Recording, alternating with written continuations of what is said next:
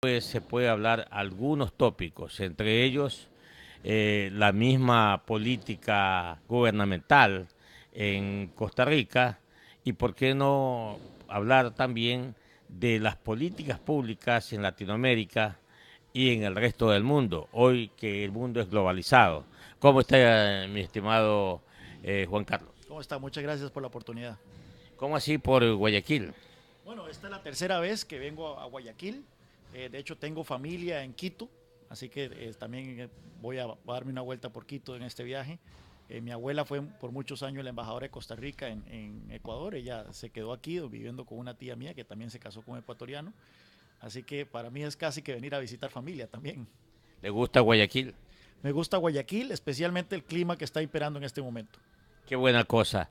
Hablemos de Costa Rica, porque desde acá se ve muy bien Costa Rica. Yo recuerdo que cuando ustedes recién se instaló esta industria de los software, yo dije, bueno, arriba Costa Rica. ¿Qué más ha hecho Costa Rica? Bueno, la historia de Costa Rica es un poco más complicada de lo que a veces trasciende.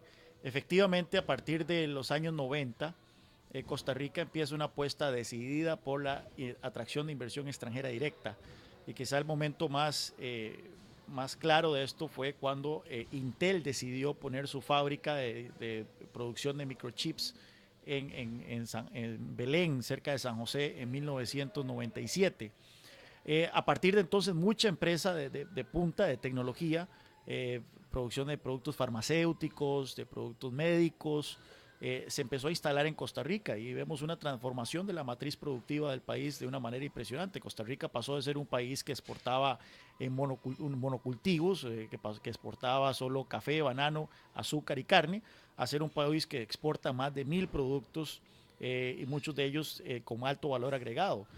Sin embargo, siento yo que en los últimos 8 o 10 años el país ha venido durmiéndose en los laureles en materia de competitividad. Si usted ve la posición de Costa Rica en los índices como el índice Haciendo Negocios del Banco Mundial, en índice de competitividad global del Foro Económico Mundial, verá que hay ciertas lagunas que cada vez se hacen más evidentes, al punto que Intel anunció hace 2 años que se iba de Costa Rica y se fue. Eh, las razones por las cuales anunció que se iba todavía son controversiales. La empresa dijo que se iba por razones que no tenían que ver con Costa Rica, pero luego ha salido a relucir circunstancias que explican que también tiene que ver mucho con la pérdida de competitividad de Costa Rica, un país que se caracteriza por el altísimo precio de su mano de obra, que no va acompañado con mejoras en la productividad, un país que se caracteriza por ser de los más caros de la región debido a altos niveles de poca competencia que existen, monopolios estatales, altos impuestos, altas cargas sociales.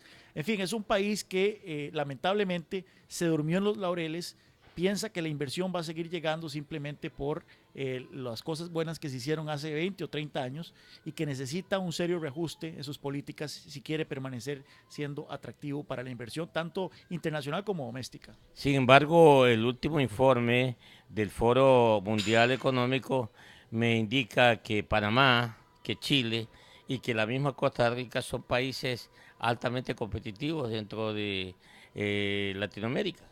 Bueno, sí, es que todo el mundo es ciego, el tuerto es rey, ¿verdad? Efectivamente, si nosotros nos comparamos con la región, con América Latina, Costa Rica todavía aparece entre los top 5 o los top 3 de economías más competitivas. Sin embargo, Costa Rica no compite con Honduras o no compite con Paraguay a la hora de atracción de inversiones. Nosotros competimos con Chile, competimos con Irlanda, competimos con Malasia. Son países con los que tenemos que mejorar en muchos aspectos si queremos seguir siendo atractivos para el tipo de inversión extranjera. Usted me habla mucho de el cambio en la matriz productiva, me habla mucho de la industria manufacturera, de los bienes finales, que han mejorado enormemente en la economía costarricense. Pero también conozco que el sector turismo ha avanzado enormemente. El sector turismo se ha vuelto la principal industria, la principal generadora de divisas. del país. Claramente hemos sido privilegiados con una naturaleza impresionante en un territorio muy pequeño. Tenemos 30 y resto de microclimas. Esto quiere decir que la gente puede pasar de la tundra a una playa en cuestión de pocas horas en carro. Y bueno, y la cercanía con Estados Unidos nos ha hecho ciertamente competitivos. Es una industria también que a lo largo de los años dependió mucho de un tipo de cambio favorable, es decir, el colón costarricense se devaluaba frente al dólar por muchos años y esto favoreció a la industria turística. Esto generó también consecuencias para la economía negativas, como es un alto nivel de inflación. Sin embargo, en este momento la industria turística está en un proceso de reajuste y esperamos de que la industria turística costarricense siga siendo competitiva en el marco de una circunstancia económica de una política monetaria que no la subsidie. ¿A qué nosotros podemos atribuir ese impulso y esa estabilidad económica, social, a la política, a la iniciativa de los gobiernos, al grado de preparación ya de los ciudadanos costarricenses, al ponerse acorde con la tecnología de punta? ¿A qué factores se debe que Costa Rica está compitiendo con grandes economías como las que usted acaba de señalar? Sí, bueno, ha habido un cambio, ha habido una evolución institucional de muchas décadas. Primero que todo, el hecho de Costa Rica ser una democracia consolidada con instituciones fuertes. Mucho de esto tiene que ver con la decisión que se tomó de abolir el ejército en 1948. Eso instauró una cultura civilista, una cultura de estabilidad democrática en Costa Rica.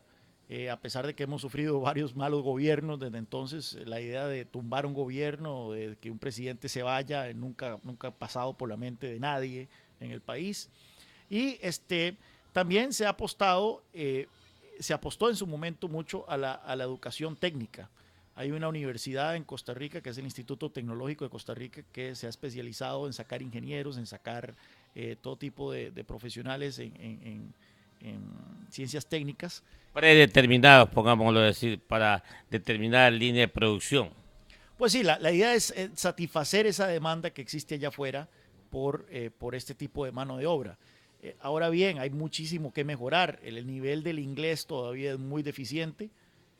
Claramente las empresas, cuando se les pregunta cuáles son las áreas en donde la mano de obra se queda corta, el inglés es una de las principales que está ahí en la lista. También el hecho de que hay una faltante todavía de ingenieros, hay un faltante de mano de obra técnica, pero sin duda alguna, una de las razones por las cuales muchas de estas empresas han decidido ubicarse en Costa Rica tiene que ver con esa apuesta que se ha hecho también a mano de obra especializada.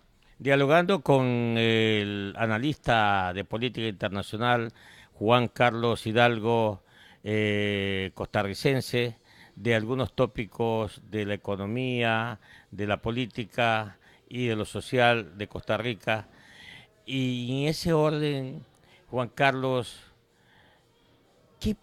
¿cuál es el per cápita por hogares que ya tienen o hacen uso, por ejemplo, de la Internet? Mira, en este momento no sabría decirte, esa es una pregunta que lamentablemente no, se me escapa la estadística en este momento. Nosotros tuvimos un monopolio estatal en telecomunicaciones hasta el 2011. Esto entonces el Estado era el que estaba a cargo del Internet, estaba a cargo de la telefonía celular y esto hacía que entonces la penetración tanto de telefonía celular como de Internet fuera muy baja para el nivel de desarrollo de Costa Rica. A partir de la apertura que ocurre en el 2011, vemos que la telefonía celular se dispara, al punto que ahora tenemos más teléfonos celulares que personas en líneas celulares. Igual es aquí. Exacto. Y el Internet ha ido aumentando. No tengo el dato de cuánto es actualmente, pero sí ha ido aumentando de una manera dramática gracias a la competencia que no existía hasta hace unos pocos años. Las ciudades, por ejemplo, grandes como San José, que es su capital, en el caso de Guayaquil, nosotros tenemos ya en muchos sectores de la ciudad, el municipio de la ciudad ha podido instalar líneas gratuitas de Internet. ¿Cómo están en ese orden ustedes? Todavía no, todavía no hemos llegado a ese punto. Todavía las empresas padecen de baja velocidad en el Internet. Este, Tal vez es necesario que haya más competencia. Por el momento tenemos un sistema de competencia regulada en el sentido de que el gobierno controla la cantidad de oferentes que hay en el mercado.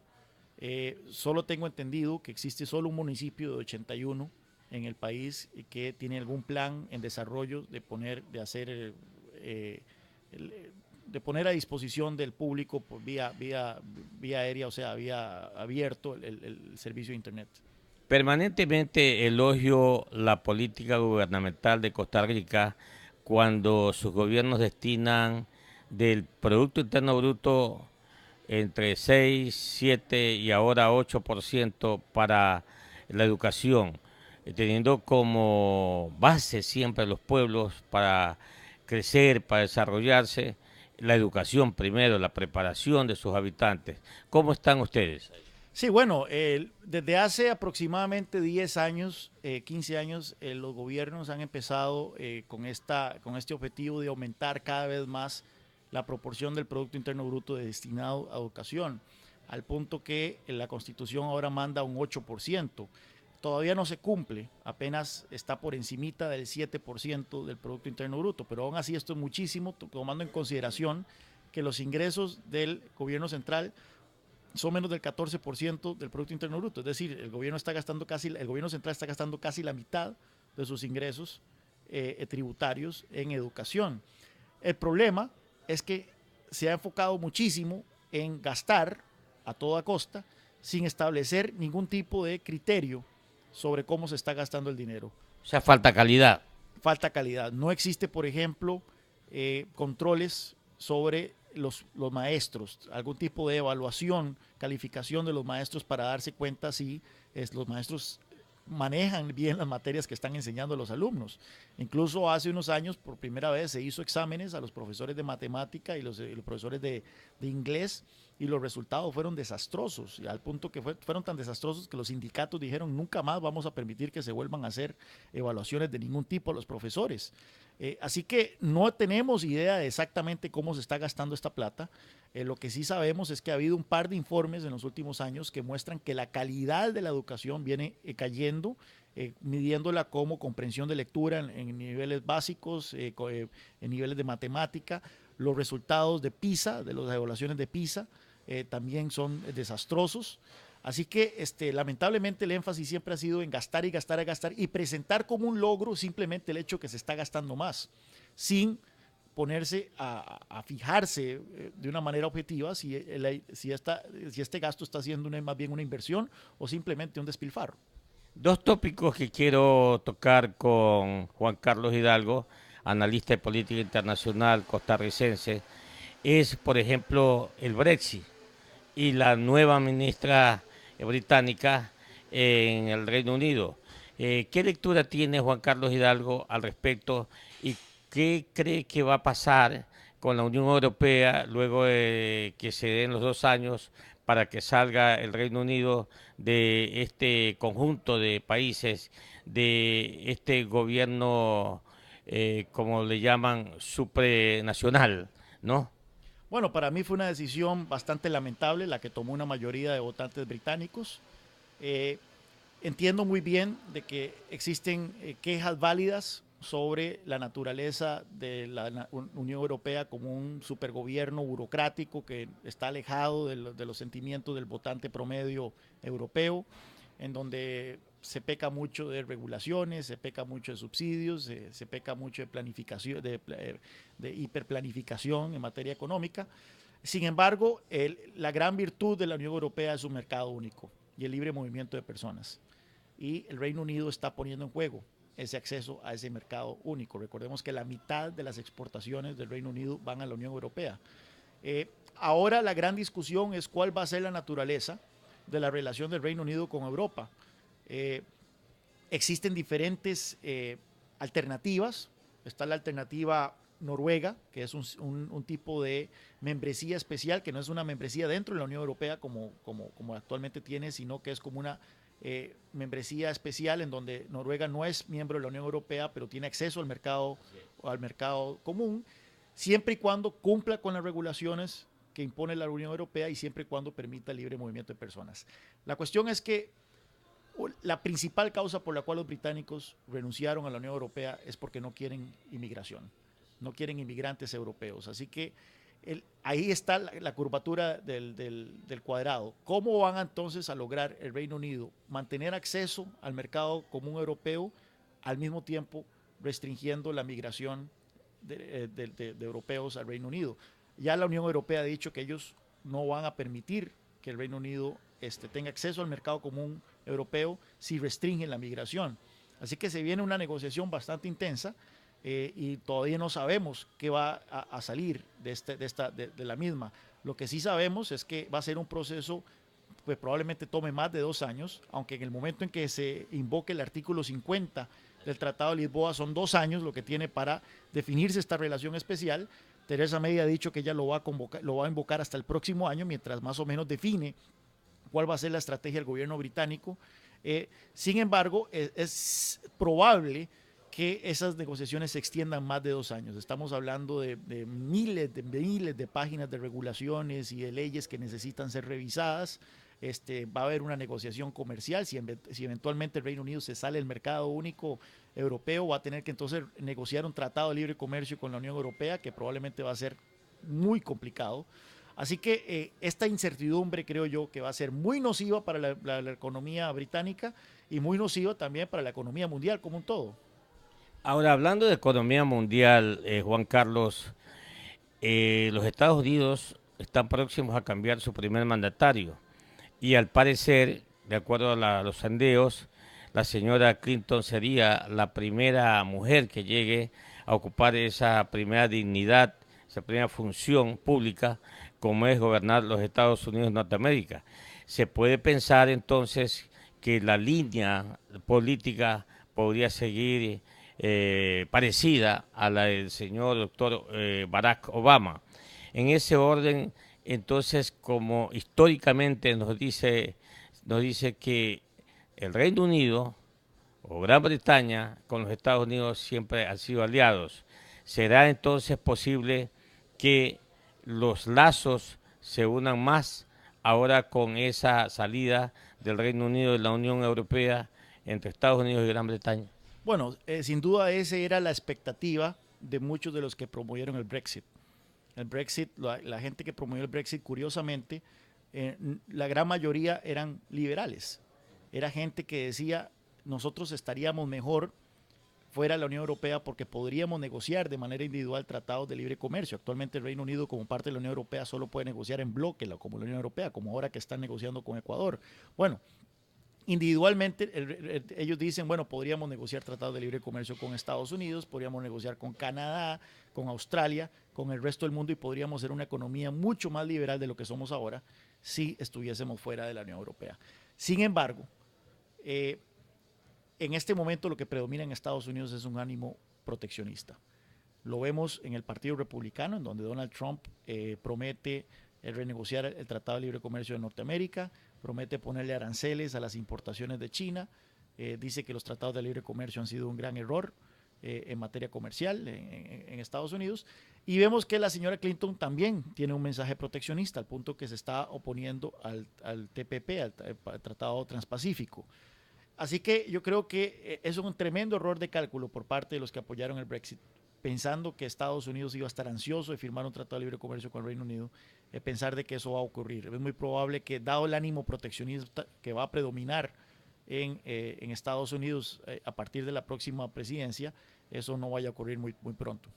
Ya que usted ha señalado o ha repetido varias veces Tratado de Libre Comercio, nosotros estamos en pleno proceso de suscribir un contrato denominado Multipartes de Comercio con la Unión Europea. Y estamos muy ávidos, los empresarios, la colectividad en general. Sin embargo, a pesar de que el ministro de Comercio Exterior del país, el señor doctor Juan Carlos Cassinelli, que está muy optimista y ha dicho que a fines o los primeros días de diciembre de este año, a lo mejor suscribamos este acuerdo. Pero hay otros ecuatorianos y empresarios especialmente que dicen, no, esto no se firmará porque el Ecuador tiene salvaguardias arancelarias, sobre tasas arancelarias, y los europeos que producen sus bienes finales tienen que vender. Y al saber o al conocer que hay estas protecciones arancelarias por parte de Ecuador, ellos no podrán pues competir y también no van a vender a Ecuador. ¿Cree usted que eso, al ser como está puesto ahí, eso impediría la suscripción de un contrato como se está hablando? Bueno, sí, aquí el error es pensar de que el Tratado de Libre Comercio, el acuerdo de asociación que vaya a alcanzar Ecuador con la Unión Europea va a ser simplemente para que los ecuatorianos, exportadores ecuatorianos puedan vender sus productos en Europa. No, los europeos también quieren vender sus productos aquí en Ecuador. Y efectivamente, si existen protecciones, estas salvaguardas que se han venido poniendo en los últimos años a productos que los europeos consideran que son de su interés, claramente no va a haber ningún tipo de negociación. Para la importancia de este acuerdo para la Unión Europea es mucho menor de lo que es para el Ecuador. Así que el Ecuador es el que necesita de este acuerdo más que la Unión Europea. Y bueno, yo lo he visto como la manera en que se han negociado estos acuerdos similares con Colombia, con Perú, con Centroamérica, en donde los europeos hacen sentir sus intereses de una manera muy fehaciente. Recordemos que muchas de las exportaciones ecuatorianas a Europa ya entran libres de impuestos bajo el SPG y ya los europeos han señalado que Hasta diciembre. el SPG tiene fecha de expiración.